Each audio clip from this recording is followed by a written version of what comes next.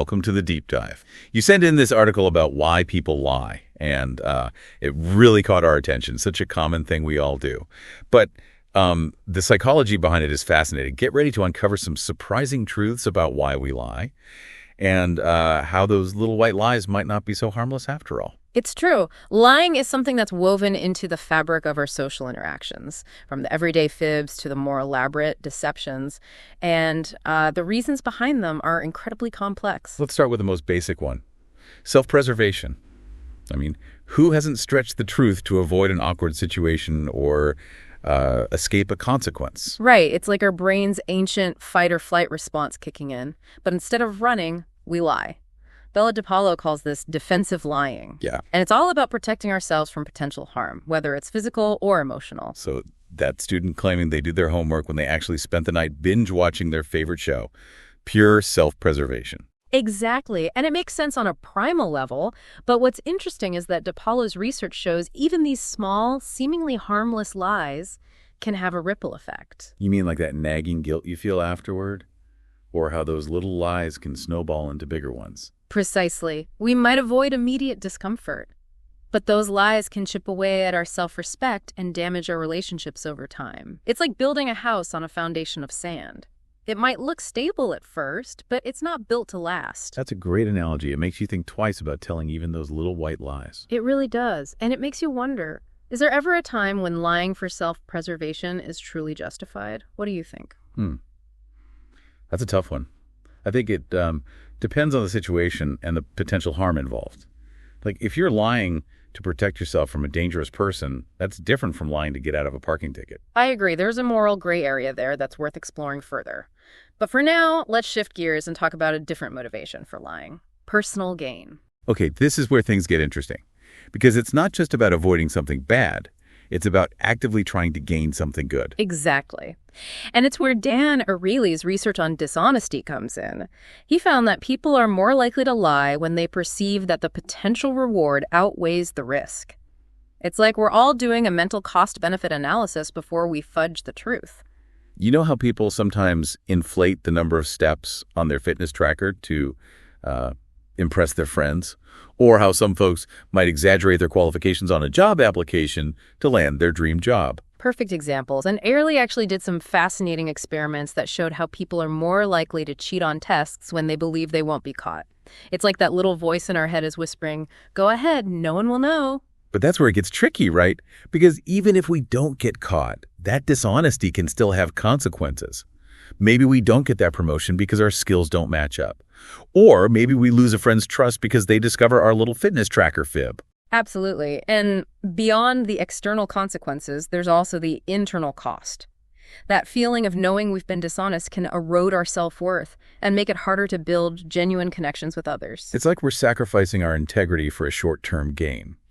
And that can have long-term repercussions. It certainly can. And it makes you realize that honesty, even when it's difficult, is ultimately the most rewarding path. Well said. But before we wrap up this section, I have to ask, have you ever been tempted to tell a little lie for personal gain? What stopped you? Oh, I think we've all been there. And for me, it often comes down to reminding myself that the short-term gain is rarely worth the long-term cost to my integrity. Plus, the truth usually has a way of coming out eventually. And I'd rather face the music up front than deal with the fallout later on. I totally agree. Now let's move on to a type of lie that's often considered more acceptable, even noble. The white lie. We tell white lies to spare someone's feelings or to avoid awkward situations. But are they really as harmless as we think? That's the big question, isn't it? On the surface, they seem like the nice thing to do. Matthew Lupoli's research found that empathy plays a big role in these white lies. We often tell them because we care about the person and don't want to hurt them. Like telling a friend you love their new haircut, even though you secretly think it's a disaster. It's all about maintaining social harmony, right? Exactly. But Lupoli's work also suggests there's a potential downside to these well-intentioned fibs. Over time, they can erode trust and authenticity in our relationships. Think about it. If someone constantly tells you what they think you want to hear, how can you ever be sure they're being genuine? It's almost like we're trading real connection for a superficial sense of peace. Precisely. And it raises a fascinating ethical dilemma.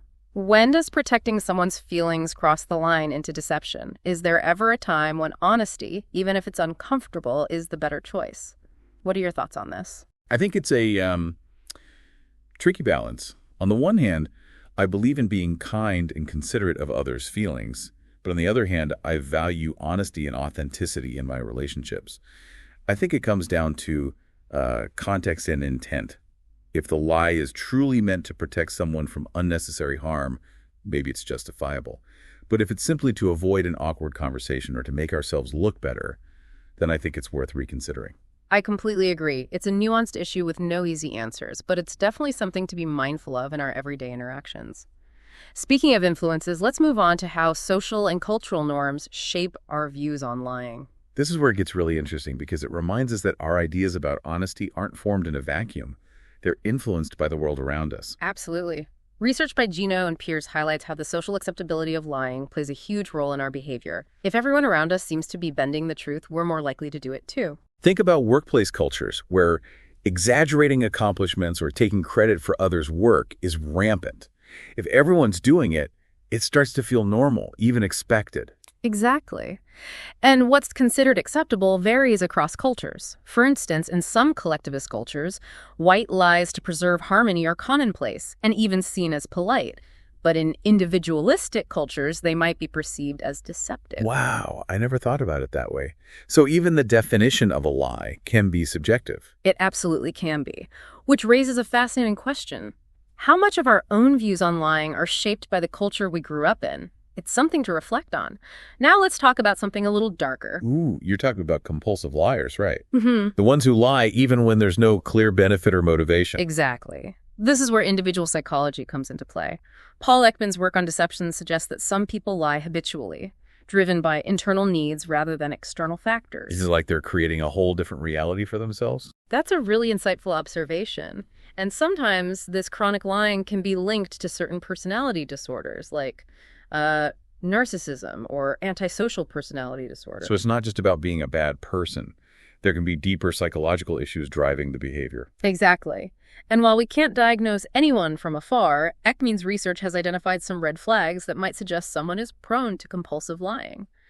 Pay attention to inconsistencies in their stories if they constantly contradict themselves, or if they seem to lack remorse when caught in a lie. Those are some really helpful tips.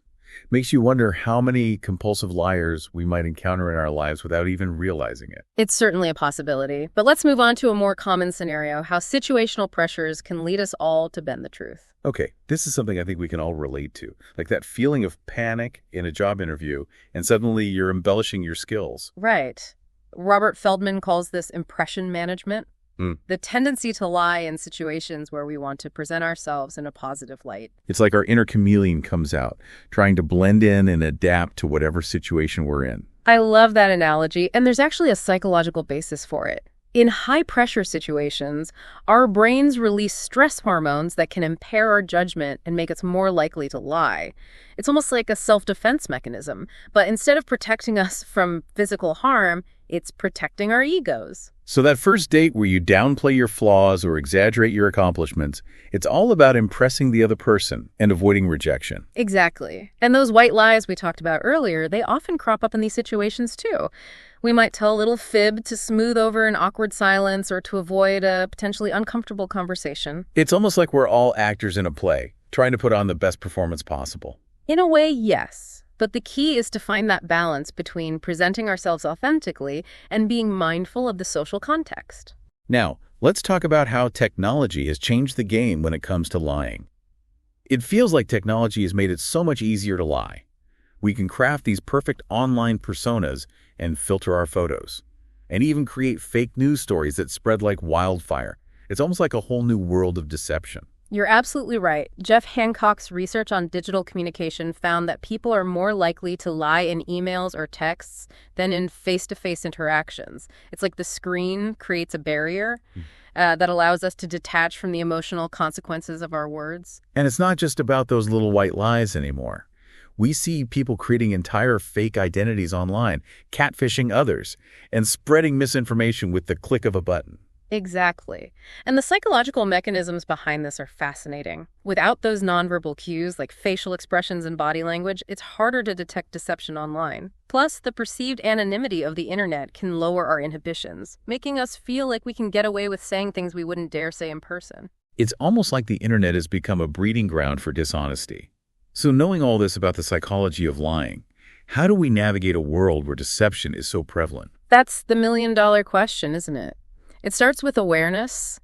By understanding the different motivations behind lying, the subtle cues that might signal deception, and the potential consequences of our own dishonesty, we can make more informed choices. So paying attention to those inconsistencies in stories, looking for signs of guilt or remorse, and being mindful of our own tendencies to stretch the truth. Exactly. And it's not just about being a lie detector. It's about fostering a culture of honesty in our own lives. Choosing authenticity over appearances, being upfront about our intentions, and building relationships based on trust and mutual respect. So maybe instead of trying to catch everyone in a lie, we should focus on creating environments where honesty feels safe and encouraged. I completely agree. It's like that saying, you can catch more flies with honey than with vinegar. When we approach others with understanding and compassion, they're more likely to be open and truthful with us. And perhaps most importantly, we need to be honest with ourselves, recognizing our own motivations for lying, acknowledging the potential harm it can cause, and striving to live in alignment with our values. Well said. It's a continuous journey, not a destination. And sometimes we'll slip up, we'll tell a white lie, we'll exaggerate a story, but the key is to learn from those experiences and strive to do better next time. It's all about progress, not perfection. Exactly. And remember, even though lying is a common human experience, it doesn't have to define us. We have the power to choose honesty, to build authentic connections, and to create a world where trust and integrity flourish. That's a powerful message to end on.